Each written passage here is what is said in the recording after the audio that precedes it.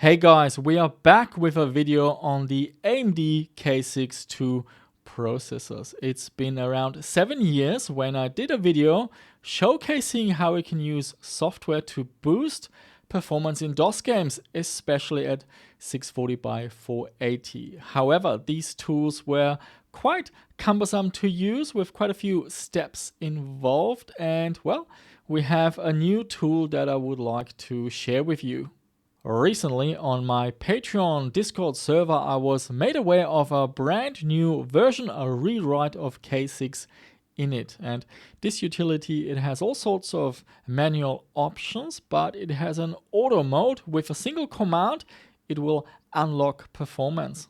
For example, on the AMD K6-3 running at 400 MHz, the PC player benchmark completes at 23.9 FPS. But after running K6INIT, well, look at that. The performance boosts to 42.9 FPS.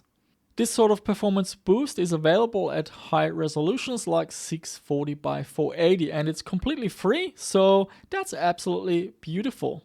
So the AMD K6-2 has a really good reputation in the retro PC community. Intel, back in the days, well, they couldn't wait to ditch socket 7 for slot 1. They were sick and tired of having a socket and having to share it with other processor manufacturers. So Intel stopped with the Pentium MMX running at 233 MHz and then moved to the slot 1 based Pentium 2. But with AMD, we got some very nice processors for this platform running at clock speeds of up to 550 and 570 MHz. There are many versions of the K6-2, including mobile versions with level 2 cache and software adjustable multipliers running at very low voltages. Most of them are running with a higher frontside bus. So the Intel Pentium, for example, had a FSB of 66 MHz, whereas many of the AMD K6-2 processors run at 100 MHz frontside bus, and that's why the socket got the name Super Socket 7 as an extension to the regular Socket 7. Let's have a look at the test system that we're working with today. The motherboard, it's from Gigabyte. It's the GA5AX, a beautiful HEP-based Super Socket 7 motherboard with all the features that we want, from USB, PCI, ISA slot, and it has support for the high-end K6-2 processors. This is the CPU we are working with today. It's the K6-3 running at 400 MHz. This one is a little bit special. It has a voltage rating that is quite low, of only 1.6 volt, and it's a very decent overclocker. We have a stick of 128 MB of SD RAM, and in the BIOS I will configure it to run with CL2 timings. For the graphics, we've got an HEP video card. It's an NVIDIA TNT2. This one is from Diamond. For storage, I'm using the Gotek floppy drive emulator, as well as an ID to SD card adapter with an SD card. Very popular to use, especially for DOS. And some games are based on CD-ROM, so I'm using an ID to SATA adapter with a modern SATA optical disk drive. The motherboard had the Pentium MMX 233 installed, and the settings for voltages, frontside bus, and the multiplier, they're quite different to what I'm using it with the AMD K6-2. So I had to reconfigure the motherboard. So first we need to configure the frontside bus. There's a little table here, and we are looking for a setting that indicates 100 MHz for the CPU frontside bus and 66 MHz for HEP. Next comes the CPU multiplier. I'm setting it to 4x, which matches the rated speed of the CPU, and we can later use K6INIT to change the multiplier either for underclocking to slow it down or for overclocking to get higher performance. And there's another setting here on the mainboard for voltage. I'm just going to go with the rated 1.6 volt. Under MS-DOS, I like running my DOS benchmark pack. It's a free download. You can grab it from my website. The benchmarks we are testing today is 3D Bench version 1.0C. Then we've got the PC Player benchmark. We've got Chris's benchmark. We've got Doom and also Quake. All these tests run at 320 by 200, but there are a few high resolution benchmarks as well. At 640 by 480, we've got Chris's 3D benchmark, the PC Player benchmark, and also Quake. Here we have the GitHub page of the creator of K6INIT. It is Eric Voirin, and he's done all sorts of projects. And actually, some of these projects I want to check out maybe in future videos. They seem quite interesting. But today, let's check out K6INIT. We can see the version history here, and everything happened in August of 2021. So it seems that this person likes to work actively on a project, but then, yeah, taking some time off, because now suddenly we have a complete rewrite, and that was released only last week, and there are a couple more versions that got published. We are using version 1.1, which is the latest version at the time of making this video. What is this program all about? It's a initialization driver for MS-DOS to configure things like write allocate, write combine, write ordering, frequency multiplier, and cache settings for AMD K6-2 processors with the CXT type core. Let's go over the BIOS settings, because whenever I run a benchmark, well, it's nice to communicate all the settings that I used. So this is all standard. Here, the only thing I'm going to change is we are using HEP as our main video card. Under chipset features, I'm going to change the timings to fast and the memory timings also to CL of 2. Everything else I'm going to leave at default. Plug and play settings, that's all fine, but I will change this to automatic and then just toggle this to reset the configuration data. And then under integrated peripherals, I don't need the USB port, and I always do this, I disable the COM and the parallel port to free up some resources, and now we're good to go. Here we are, ready to go. This is the MS-DOS starter pack that I put together ages ago. You can download it. I will put some links down below in the video description. And K6INIT, it is compatible with both XMS and EMS memory, but for EMS memory, you need to load the driver in the config file, whereas if you're using XMS, we can use it interactively from the command line, and for the video demonstration, I will go with that. Here we are in the config sys file, and I've commented out this line here. So once you've played around with K6INIT and you have figured out all the options that you want to use, you can just place it in the config sys file. I will comment it out because we will use it interactively through the command prompt. For this video, we will use DOS Bench. It's a benchmark pack I put together many years ago, making life easier for you guys out there to compare results. The first thing we're gonna do is run the check CPU tool, press S, and then we can see the processor here. So at the top, we can see it's an AMD K6-3 Plus running at 400 megahertz. The clock speed is 100 megahertz, and we can see some other detailed information about this processor. K6INIT is really easy to use. Run the command with the /auto parameter, press enter, and that's it. Everything is now good to go. We can see at the bottom here the write allocate configuration, the caches are enabled, data prefetch is enabled, and in games running at 640 by 480 or higher, you will be able to now measure a performance boost. And now let's check out some benchmarks. We're gonna start with 320 by 200, and you can see in this slide there's no difference basically. Maybe a tiny boost in performance with K6INIT, but across the board we're getting really high FPS. So most games will run silky smooth no matter what, like Doom and Quake, even Quake running at well over 60 FPS.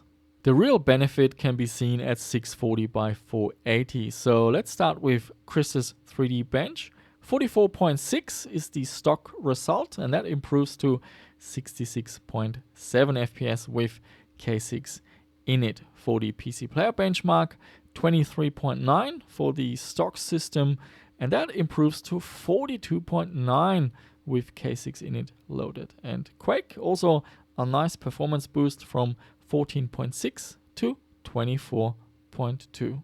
If you have one of the mobile K6-2 processors like the K6-2 Plus or 3 Plus, you can change the multiplier of the processor on the fly. And you do that by going / and then multi, followed by whatever multiplier we want to use. I'm going to go with 5.5. So that means the processor is now running at 550 megahertz. We can confirm that by running this utility here. You can see it at the top, 551 megahertz. So there's a slight variation depending on what system you are running it on. Now, this chip can run at 600 megahertz, but it will need higher voltage, and I don't want to do that. Whereas at 550 megahertz, it runs perfectly fine with the 1.6 voltage. So I ran all the benchmarks again at 550 megahertz. We can now see Chris's 3D bench at 640 by 480 from 48.6 to 75.8. The PC player benchmark starting off at 25.3 now boosts to 48.2, and Quake starting off with the stock settings 15.8 improves to 28.2 with K6INIT. Now, what about performance in games? There are not too many DOS games that have FPS counters built in, but there are a few. So here we have Duke Nukem 3D, and you can go into the setup. There are VESA modes for you to choose from, and we're running it at 640 by 480. And with the stock settings, so that's running at 400 megahertz, we can get, pretty much exactly 60 FPS right at the beginning. After loading K6INIT, that improves to 68 or 70. It's the FPS counter seems to be flickering around, so it's a little bit hard to tell, but it's definitely an improvement. I also have a result with the overclock applied to 550 megahertz, and it's now sitting at a solid 73 FPS, so that is a really nice performance improvement. In Descent 2, well, I really couldn't measure much of a difference. So here we have a capture. I'm at the start of the level. Again, we're running at 640 by 480, and I'm seeing around 44 FPS doing nothing, and then when shooting the laser, it drops to around 36 FPS. But again, I couldn't see a difference after loading K6INIT. I did see an improvement when overclocking to 550 megahertz. So now we are getting around 56 FPS at the start of the level, which drops to around 46, 47 when firing the laser. And I tested another game. This is Screamer Rally. This one does not have an FPS counter, so we can only guess. And it's really hard to tell if there's much of a difference. With K6INIT, it does feel a little bit smoother, but it's really hard to tell, and it's not very subjective. So I will just put the footage on the screen, toggling back and forth. And if you notice a difference, well, share your opinions down below. Maybe it's a bit of placebo, but yeah, I do get the feeling that it runs a little bit smoother with K6INIT in action. You might have heard me say in the past that slow is good, and the game Test Drive 3 is a really good example. This is one of these speed-sensitive DOS games, and on this machine, well, you can see it for yourself. It just runs way too fast to be able to control the car, and you just keep crashing into objects, buildings, other cars, and it's just really impossible to control. Well, K6INIT lets us slow down the processor, but it can't toggle the cache on the motherboard. So for that, you need to go into the BIOS and set the external cache to disabled. So we can use K6INIT to do a few things. First, we can change the multiplier and slow it down to a 2x multiplier, which will give us 200 megahertz. Then we can turn off the level 1 cache. We can then turn off the level 2 cache, and we can also disable prefetch. And I think I got everything right. Let's run enter. We can see here the confirmation. The frequency multiplier is 2x. Level 1 and level 2 cache are off, and the prefetch is also off. And we are back in the game. We can already see the car is spinning quite a bit slower. So let's check it out. We can now see, yeah, the speed is much better. My driving, unfortunately not.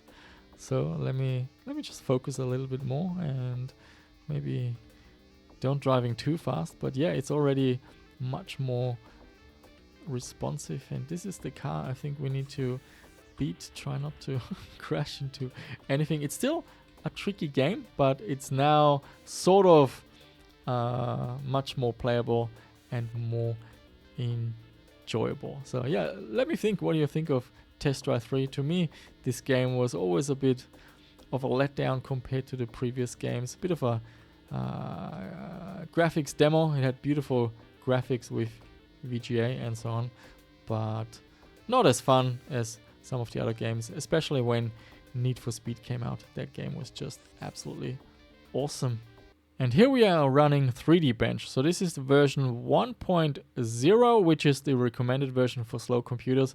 We're getting a result of 13.6. This is excellent. This is roughly on the level of a 386, maybe around 33 megahertz or something like that. For some games, this is still a little bit too fast. For example, Wing Commander, I want to see a score of around 10, but it's already a huge improvement, and many speed-sensitive games, like some of those Sierra point-and-click adventure games that have timer bugs, they will now work without any issues with the AMD K6-2 processor slowed down. So guys, I love working with the SuperSocket 7 platform, and that Gigabyte motherboard, well, it's one of my favorites. So I was really happy to hear about this new version of K6INIT and being able to, dust off the K6-2 processor and give it for another spin. And we weren't disappointed. The utility is awesome. With a single command /auto, everything initialized, and we saw a nice performance boost at 640 by 480 resolution. In the benchmarks, it was where I saw the biggest difference. In games with a built-in FPS counter, it was less pronounced. We saw a little boost in Duke Nukem 3D, but in Descent 2, I wasn't able to see much of a difference. And we also had Screamer Rally. Here, it was very hard to tell if it runs a little bit faster. But look, it's free. It doesn't take up any resources. Just put it in your config sys file. Give it a go. See what performance boost you are getting on your machine. And that's what I love about this retro PC community. Even now in 2024, new developments happening all the time. Many of you have been following my channel for ages, and you know how much I love the Socket 7 platform. And not so much because of high performance. I still believe that you're better off buying the next generation, an average machine from the next generation, rather than maxing out a certain generation. It's always more stressful to put together a high-powered Socket 7 machine. You need the top processor, a decent motherboard, so everything is going to be hard to source. The prices will be high. So if you're looking for pure performance, it's much better to just get a Celeron processor for slot 1, and you will still have heaps of performance.